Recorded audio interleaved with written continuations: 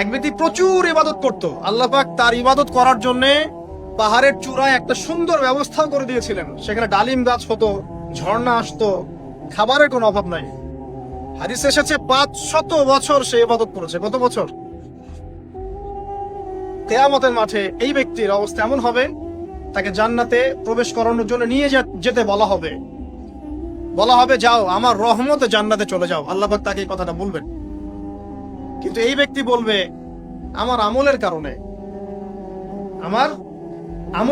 আল্লাহ পাক বলবেন আমার রহমতে জান্নাতে চলে যাও। ব্যক্তি বলবে আমার আমলের কারণে। আল্লাহ রাব্বুল আলামিন তখন তাকে দেওয়া সমস্ত নেয়ামত গুলোকে এক পাল্লায় করবেন, আর তার সমস্ত আমলকে আরেক পাল্লায় করবেন। তারপর দেখা যাবে আল্লাহর সমস্ত নেয়ামত তার একটা চোখের সমান হয় নাই। কথা কি বুঝতে পারছেন?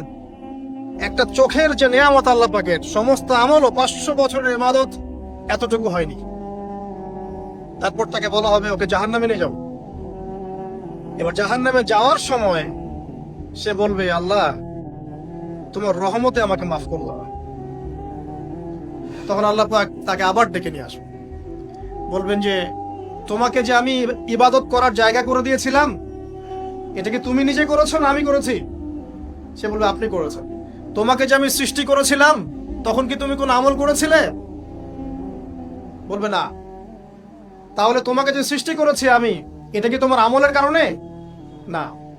তোমাকে সারা দুনিয়াতে এত নিয়ামত দিয়েছি, এটা কি তোমার আমলের কারণে? সে বলবে না। তখন তাকে জান্নাতে প্রবেশ করানো হবে। কিয়ামতের মাঠে এমন অনেক ঘটনা ঘটবে যেটা আমাদের চিন্তার বাইরে।